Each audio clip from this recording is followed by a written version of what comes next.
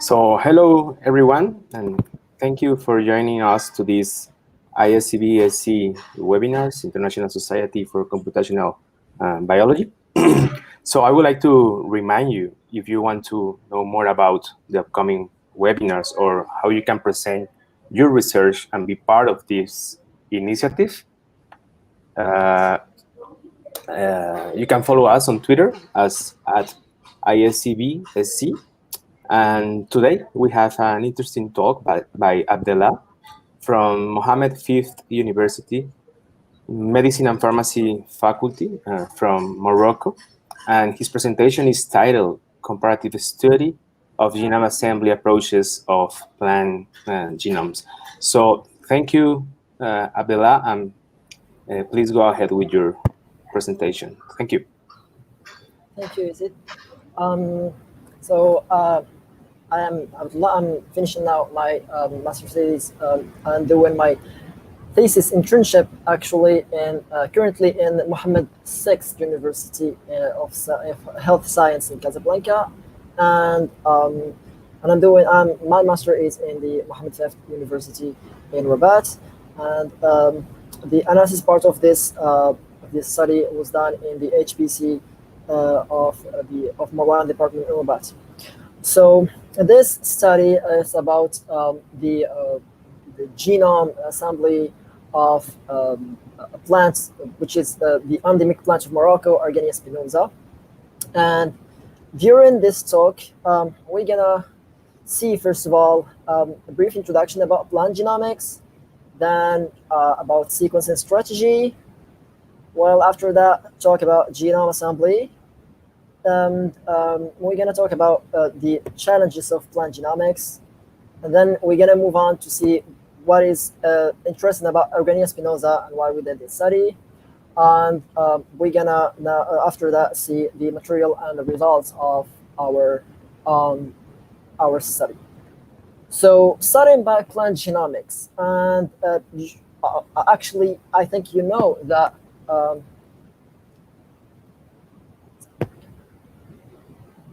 the first sequencing strategy was Sanger sequencing, and it was invented by Sanger.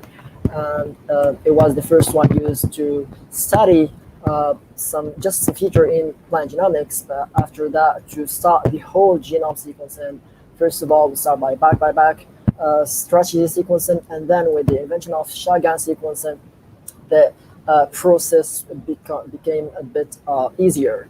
Well, the first genome sequenced in the world was the genome of Gbases thaliana, which size is about 125 megabase, and that was in 2000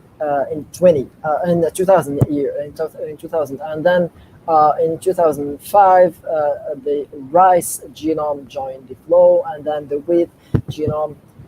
This are just by chromosome sequencing, and then by the whole genome sequence of the wheat, and which size it's about 70 gigabase.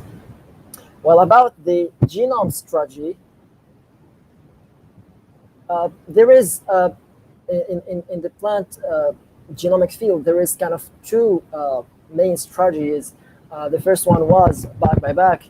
It was used for whole genome sequencing, of course, but with the invention of shotgun sequencing, process became a bit easier, because in shotgun sequencing, all what we do is just to fragment all the genome into small sequences called reads, and then after that we try to join them again in the normal order, the original order, to have the whole sequence again, the whole genome again.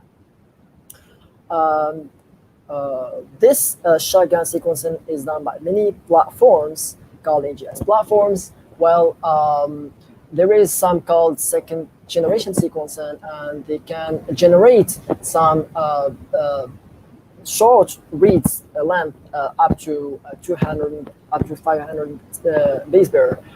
They are called short read sequencer or second generation sequencing. Mainly, the most famous one is Illumina HiSeq or MiSeq. There is many platforms, and it's really accurate, and it has a very good quality of sequencing. And the two last one called the third generation sequencing. They are called smart single nucleotide, single molecule sequencing in real time, and they can generate very big read length. But the problem is they do not do the amplification, so that's why they have a very high error rates. In our study, we used Illumina HiSeq Xten and Pacbio RSII. So once we've done the sequencing, the second step is doing the assembly, which is, as I said before, joining and linking again those reads to form the whole sequence again. And after the assembly, the advanced process become, so we can do the annotation, which is discovering what are the features exist in our genome, and after that we can do the functional annotation, so we can know each feature integrated in each pathway.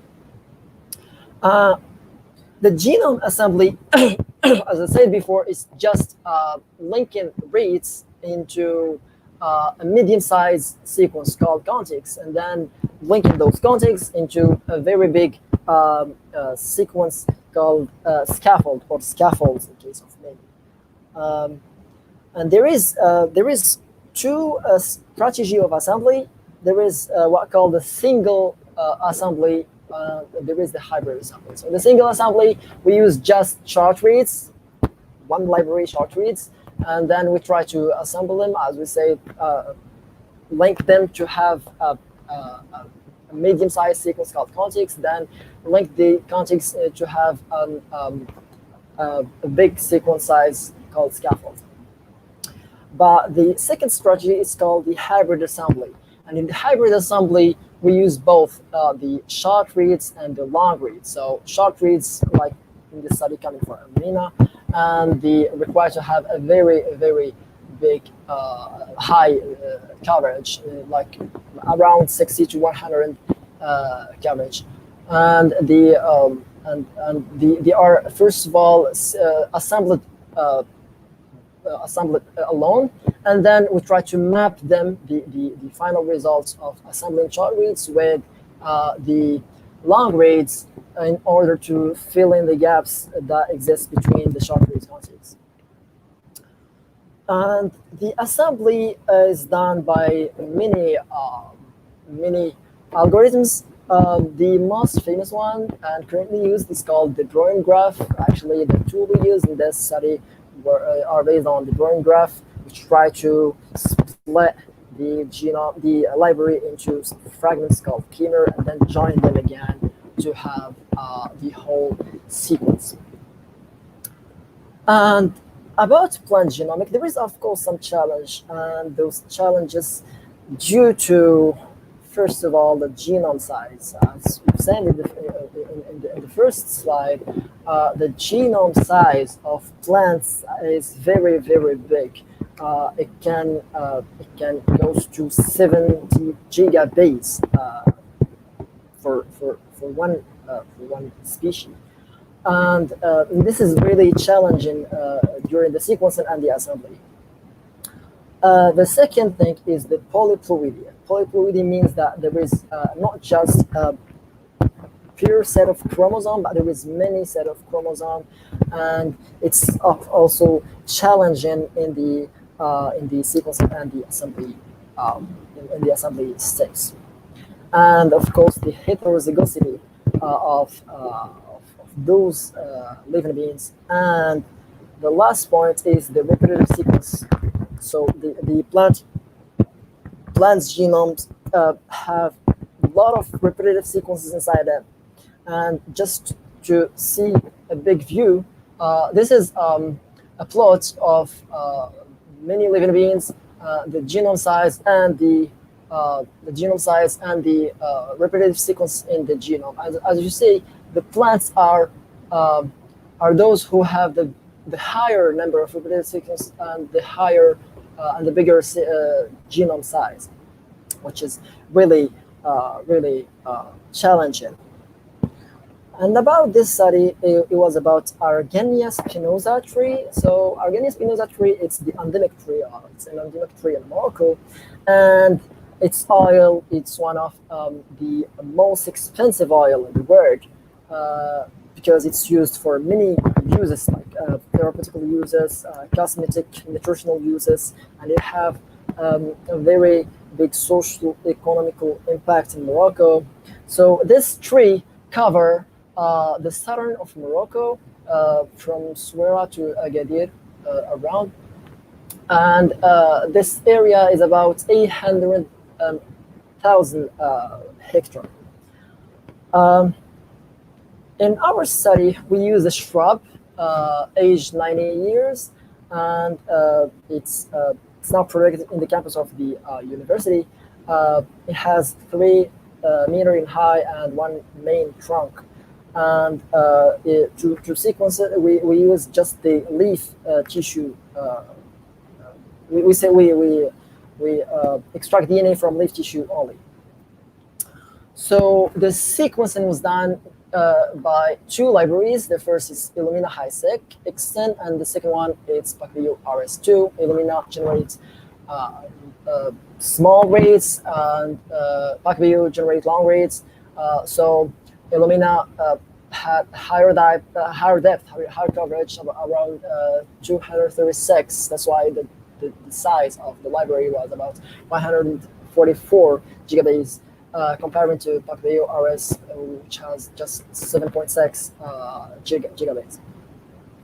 And before doing the assembly, we did a step before called the chimer frequency analysis. And this chimer frequency analysis can give us an overview about what exists in our library before starting the assembly. It's very helpful, this step, actually. And it helped on estimating the genome size before doing the assembly, so we can have a value to compare with. And this plot is the plot of the frequency of unique chimers in our library. And as you see here, there is 2 modes here. There is 2 modes, not just one. There is 2 modes. That means that there is a heterozygosity in our library. Okay, so the heterozygosity peak here is the higher one, and that's because the Argania spinosa had really high heterozygosity. As for the genome size, peak is the lower one. So we use this one to estimate our genome, which give us around 650 megabases. And after this, we did the assembly. And the assembly was done, as I said, with not just one library. We used both library. First of all, we use it separately. So we assembled long reads only, and then short reads only, and then we assembled both of them using the hybrid assembly. So the long reads assembly was done using Canu. It's a software of Celera. It's an extension software of Celera assembler. And for short reads only, we used Spades. Actually, Spades you can even use for hybrid, not just short read, but you use it for short read here. And the hybrid assembly was used was done with Masurca assembler.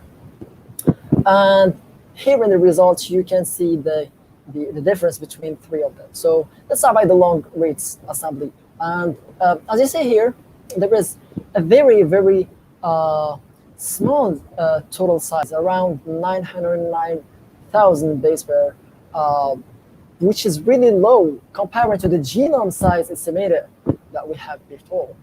And when we see the 2 other assembler, in the case of the short reads, it's really bigger than the long reads only. So it can reach 194 megabases, which is still not close to the estimated genome, but it's really, really higher than the long reads assembly.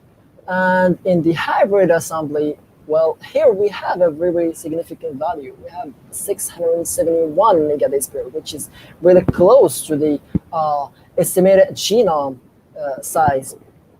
Another value used to evaluate the genome assembly, it's called the N50. And N50, if you don't know what is it, it's kind of the median of the assembly. The N50, it's the closest longer contigs to the the half of the genome. And so as much as we have higher in 50, the assembly is good, because that means that there is very big contigs or very big scaffolds. As much as it's smaller, that means that the assembly actually kind of failed. And here you can see the difference. So the long reads assembly is really, really low. It's just about 80,000 base pair. Comparing to those two, so the short read is still lower than the hybrid assembly, but you can really see that it's really higher than the long reads assembly. Another parameter is the number of contigs, and the number of contigs is the number of those medium or those large sequences generated by the assembler. And as much as we have a higher number, that means that the assembly can create many sequences. So here we have just 150 contigs, which is really, really, really low comparing to the short reads, which has 50,000 contigs, and the hybrid assembly has a real higher number of contigs, around 82,000. The last parameter we can use for evaluating our assembly is the size of the largest contig created by the assembler. And if this size is small, that means that the assembler failed. It cannot join the reads and create a good sequence. If it didn't, that means that it's if it's high, that means that the assembler worked good. So here we can see that the long reads generate a good size of largest contig. Not the best, but it's still good, 150,000 base pair. But still, the hybrid assembly and the short read assembly have a higher, a bigger, largest contig than the long read assembly.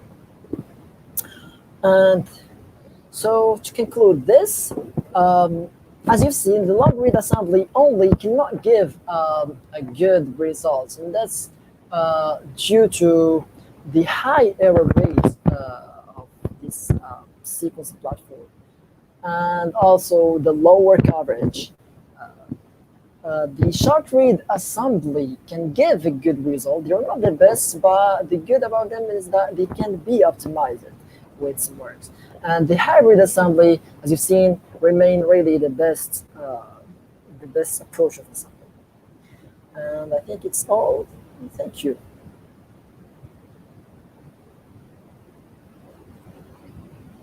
So thank you, Abdellah, for your presentation.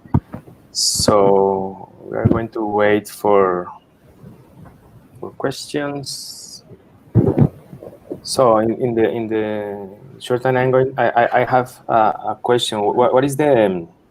I mean, now you have the genome already sequenced, and yeah, what's going to be the next stages? I assume that you are going to annotate the genome. Yeah, exactly. And then in terms to perform comparisons, what about to compare with other species or with different isolates, if I can say? Yeah, I don't know. yeah. Actually, after those parameters are the basic parameter to evaluate the assembly. Actually, just after the assembly, you should do something. It's kind of a prediction of the gene using a database. We try to predict how many features are in our genome, and as much as we have more features, that means that the assembly is good. This is another thing. But after that, we can start the annotation, of course. And actually, we cannot just do a comparison between our species and another one. We can go more than that and look for biosynthesis pathway in our genome. Like as I've said, the most interesting thing about Argania spinosa, it's the oil. It's really expensive, and it's have a very high a very high pharmaceutical and nutritional value. So if we can find those feature in its genome that are integrated in the biosynthesis pathway of this oil or of any other secondary metabolites, it's gonna be really good to breed the tree more and more and to extract very good oil or very good secondary metabolite from this plant. Okay, thank you, Abdellah. So, questions from the attendees?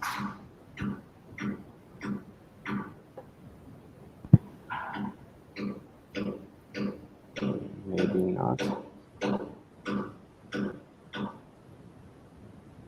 Okay. So I think that it was very clear from your end. And so again, thank you, Abdellah, for your presentation and for being part of this initiative. And Thank you very much. see you in another opportunity. Thank you. Thank you.